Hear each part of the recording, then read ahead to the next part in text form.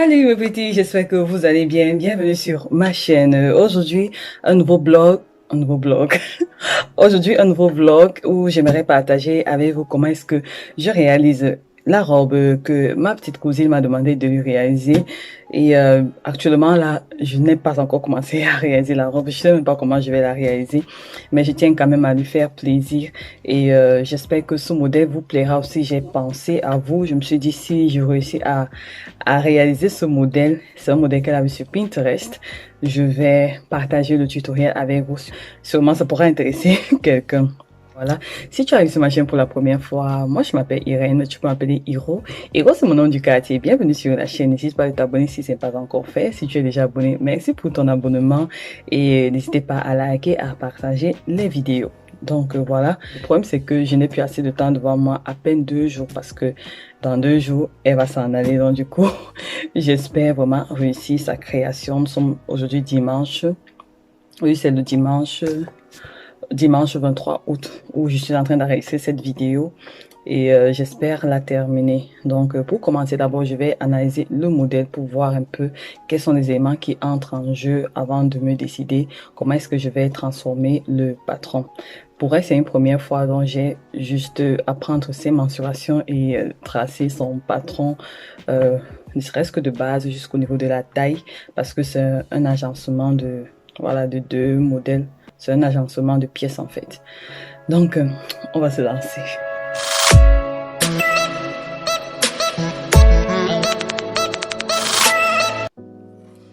Alors, lorsque j'essaie d'analyser ce modèle, je vois un corsage en haut et je vois une jupe en bas.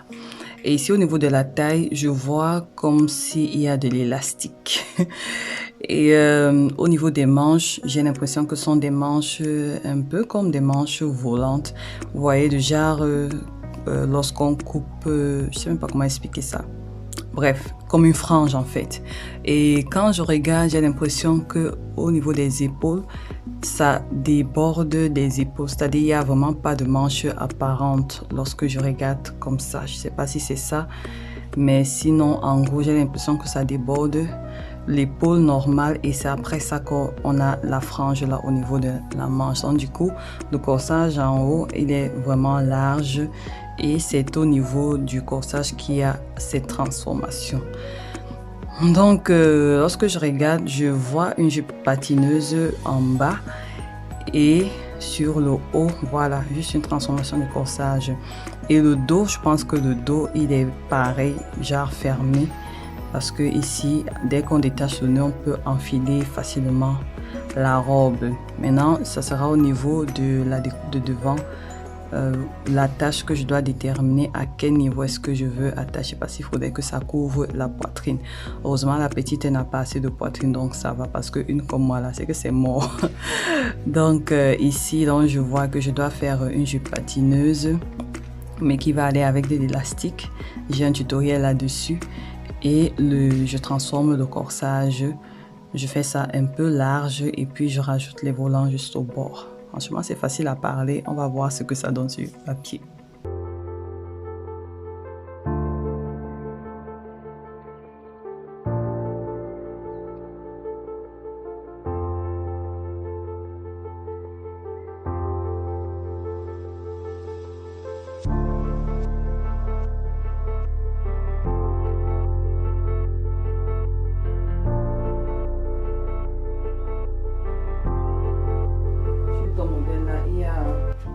Il y a là où tu dois attacher le nœud. Je veux que ton ventre soit visible jusqu'à là.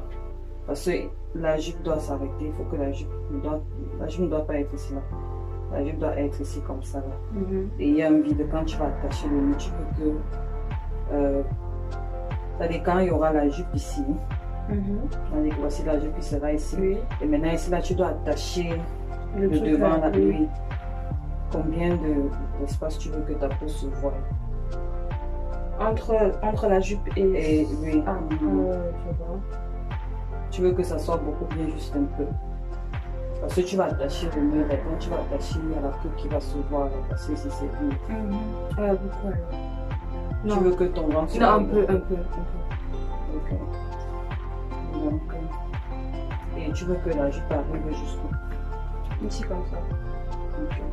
Commence ici. Jusqu'ici, non? 53. Là, je pense que c'est tout pour le moment. Pour le moment, je pense que c'est tout. Bon, là, j'ai pris les mensurations. Je vais aller tracer le patron de corsage de base jusqu'au niveau de sa taille. Et ensuite, je vais voir comment transformer ça. Je ne sais pas encore ce que ça va donner. Mais heureusement qu'elle est là, donc du coup, on va essayer et puis je vois voilà, comment les choses vont avec toi. Bon, voilà. Pour tracer le patron, avant de le transformer, j'utilise ce papier que j'avais acheté sur un site hollandais, bol.com. Je ne sais pas comment on appelle le papier ici. J'avais juste tapé papier brun, papier craft brun. Et lorsqu'on avait commandé, c'était devenu un grand rouleau comme ça. Je ne m'y attendais pas. Je ne connais plus le prix, mais sinon c'était quand même avantageux. J'ai 2 rouleaux comme ça et le rouleau il a encore beaucoup. C'est là où je trace avant le patron dans un premier temps et lorsqu'il est bon, je vais donc utiliser ce papier que j'achète en mercerie. C'est ici donc que je vais retracer le patron et je rajoute mes valeurs de couture. Pour moi, c'est plus facile lorsqu'il faut couper le tout sur le tissu, quoi. Donc, c'est ce que je vais utiliser.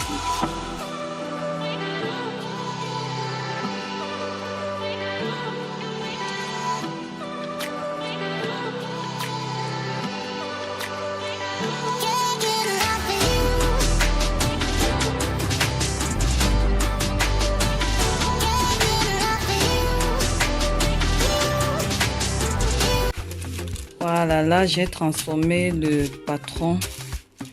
Voilà un peu l'esquisse. Bon, ça j'ai changé ça. Sinon, à peu près l'esquisse du devant. J'ai d'abord tracé son patron simple de corsage de base jusqu'au niveau de la taille. Jusqu'au niveau de la taille uniquement.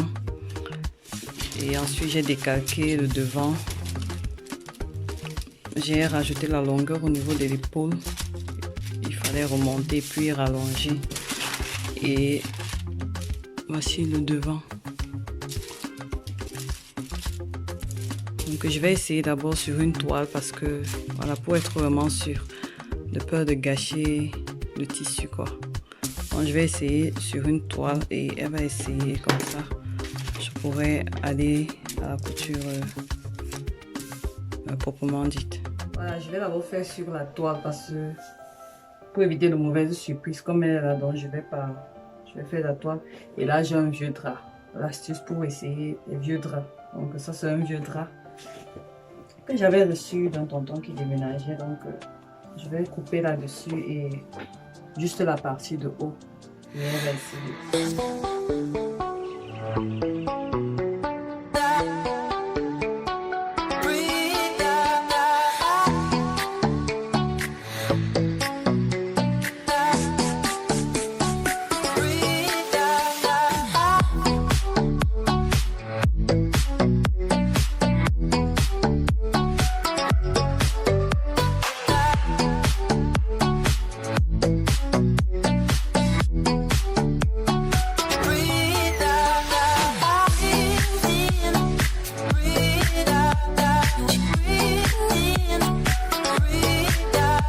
Elle est satisfaite voilà, de la tâche au niveau de la poitrine là, donc c'est bon. Mais je vais prendre une pause. Je vais aller cuisiner. Et après, plus tard, je vais voir comment continuer en fait. Ok. Bon, là, je m'apprête à faire une tarte aux pommes. Normalement, je devais avoir plus de pommes que ça, donc la tarte, elle sera petite. C'est tout ce que j'ai à la maison. Donc pour cela, j'aurai besoin des pommes, de la farine, du beurre, d'un œuf et du sucre. C'est tout, de la cannelle aussi que je vais mettre à l'intérieur. Je commence par éplucher les pommes. Bon, du coup, un projet comme ça, là, j'ai pas commencé très tôt le matin. J'ai d'abord tourné une vidéo. La partie patron de la robe à volant. On sait que j'ai tourné le matin. Et lorsque j'ai terminé, j'ai commencé avec la robe de la petite de Lydienne. Voilà, maintenant, comme c'est dimanche, j'avais promis que j'allais faire la tarte aux pommes. Ils aiment beaucoup la tarte aux pommes. C'est ce que j'avais appris chez ma tata. Lorsque j'ai déjà réalisé les pommes, donc il faut les épeler et tout, je vais rajouter une cuillère à soupe de sucre et de la cannelle.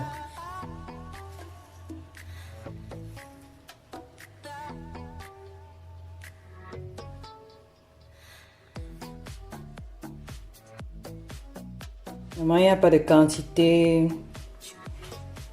Il n'y a pas une quantité exacte. Bref, moi je mets souvent jusqu'à ce que ce soit quand même, ça change de couleur. Donc là, je vais mixer le tout. Voilà à quoi ça ressemble. Je vais mettre ça de côté. Là, j'ai environ 400 grammes de farine. Alleen kan in de verraswagen steken. Wat gaat u doen? Het is ook de bank aan het verrassen. Ja, altijd. Alors dans le bol, j'ai mélangé de la farine avec le sucre et du beurre. Je vais laisser la recette dans la barre de description pour celles que ça intéresse. Je pense qu'il y a pas mal de recettes sur la tarte aux pommes sur internet et sur voilà, sur YouTube, je pense. Je sais pas, je vais laisser. Je vais voir.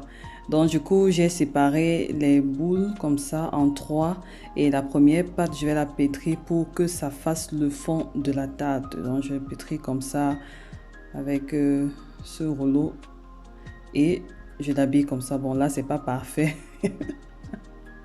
Donc je couvre tout le fond et les côtés aussi et je mets les pommes. Donc je mets comme ça et le reste de pâte, je vais pétrir également et faire des lamelles comme ceci. Ça c'est juste pour décorer le haut de la tarte. Donc je prends comme ça et puis voilà, j'habille la tarte en mettant comme ceci. Et puis je vais encore prendre l'autre côté et habiller comme ça, vraiment tout fermé. Et puis dans un verre comme ça, j'ai le jaune d'œuf et avec un peu de lait, je vais mixer le tout et je vais appliquer sur la tarte pour la dorer. Et voilà, je vais mettre au four à 175 degrés pendant à peu près 50 minutes. Bref, regardez, elle est déjà prête et ça c'est trop bon. Voilà, on retourne au boulot. Alors, back to the business. Et les pièces du haut, je vais doubler pour que ce soit plus joli. Bon, ça c'est le dos, ça c'est le devant. Et j'ai pas encore coupé les franges pour les manches là. Je vais avoir assemblé chaque pièce et ensuite je vais mesurer le tour de la manche là et je vais utiliser la formule d'une jupe patineuse. Et là je vais couper le bas de la robe également, j'ai pas encore coupé. Je vais d'abord faire ceci et ensuite je vais couper le bas qui est en forme patineuse. Et je vais placer l'élastique. Je pensais que j'avais un plus grand élastique, mais voici tout ce que j'ai. Donc voilà.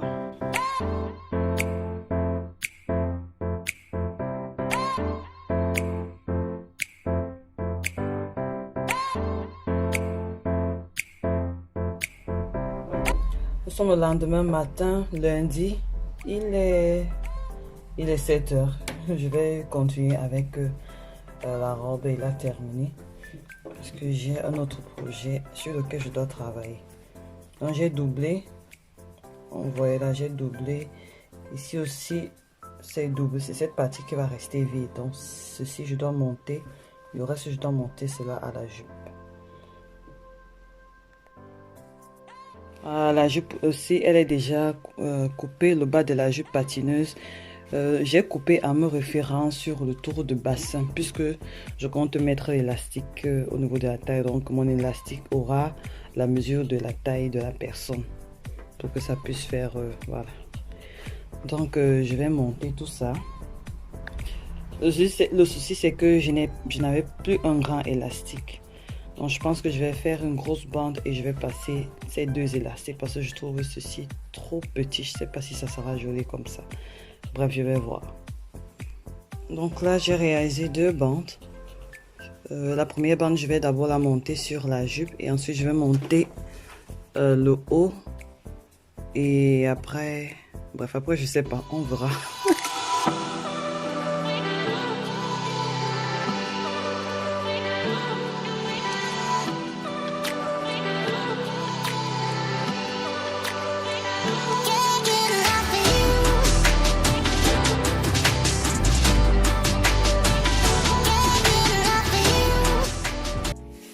Donc voilà, j'ai monté déjà la première partie. Il faudrait que je monte la deuxième bande pour que ça soit fermé là et que je puisse insérer l'élastique. Sinon, c'est pas mal. Oh my god, je savais même pas qu'elle pouvait faire ça. Bref, voici ça. Et quand je vais froncer, ça va devenir comme ça. La petite elle dort encore, donc je vais continuer. Et j'espère que mon système va fonctionner parce que je voulais que la bande là soit quand même un peu grande. Et je vais faire... bref, on verra bien. Dieu merci, j'ai trouvé un plus grand élastique. Donc je vais faire avec ceci. Waouh, ça me facilite la tâche parce que là... sinon j'allais trop souffrir avec ceci. Voilà, j'ai presque terminé. Voilà l'élastique. Il ne manque plus qu'à faire l'ourlet et voilà, qu'elle essaye. Comme ça, je vois si tout est ok.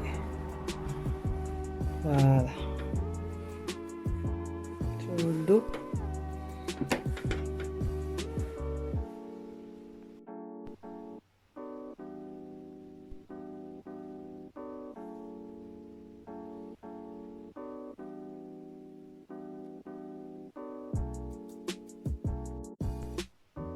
Voilà ce que ça donne. Tourne-toi un peu, tourne-toi un peu. Voilà, mais elle veut ça un peu plus court. Que ça soit au-dessus des genoux, non? Oui. Ok. Je vais plier ça et c'est bon. Doubler à l'intérieur uniquement la partie du haut. Ici, l'élastique. Les manches ne sont pas doublées. Juste cette partie.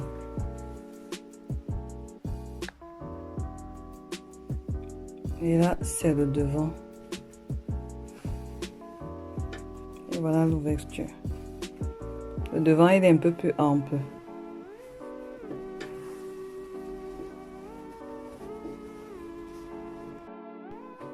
Donc voilà, j'ai diminué la robe. Elle est à son goût maintenant. Elle va porter après, on va faire les photos. Voilà le devant. Le devant, il est ample par rapport à l'élastique que j'ai utilisé ici, là, donc c'est pas quelque chose de vraiment cintré. Et si je ferais prochainement, j'ouvrirai encore le décolleté, mais comme c'est, je voulais pas que sa poitrine se voie. Donc voilà ça, devant doublé seulement en haut et puis le reste, je me suis battue côté finition, c'est pas toujours ça, mais c'est mieux que rien. Voilà le dos.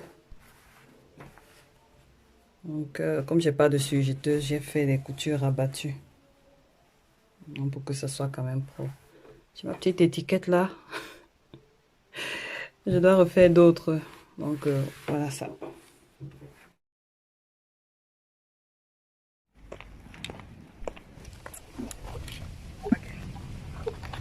Je sais pas comment ça se voit là-bas. Tu me vois? Hein?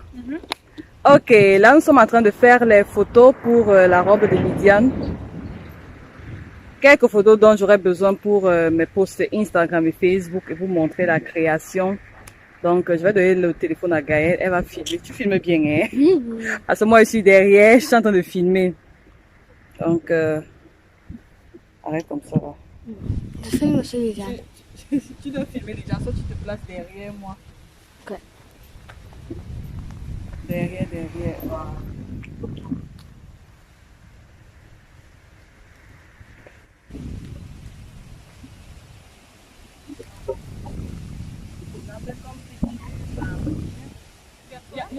Comme vous voyez, il n'y a pas beaucoup de soleil, mais beaucoup de vent.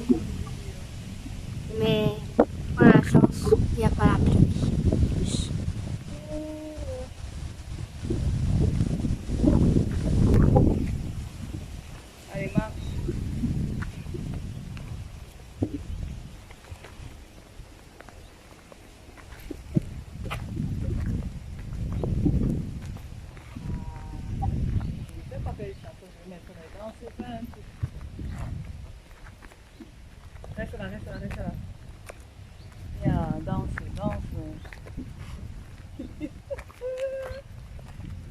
soleil revient un peu. Hey, hey, où est notre chanson là? Où est ton téléphone? Attends. Oh, et t'es Drifi.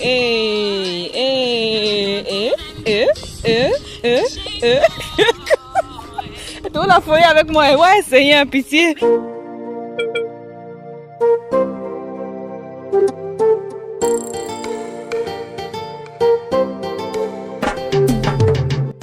Le shooting s'est bien passé, mais le soleil nous a laissé au carrefour. Donc c'est maintenant que le soleil apparaît. Maintenant on est fatigué, on doit rentrer à la maison. Oui, j'espère que cette vidéo vous a plu.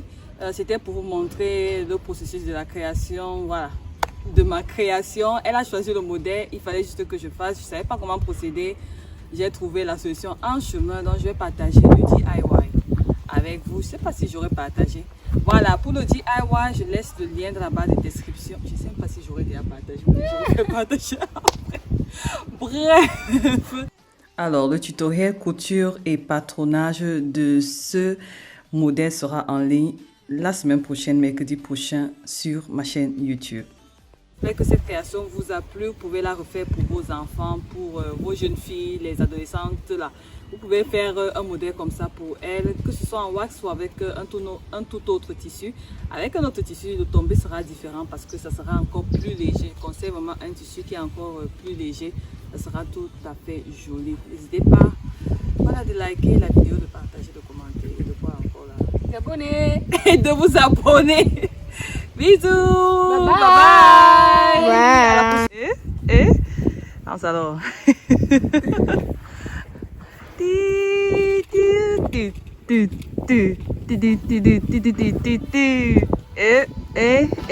Abonnez-vous, likez.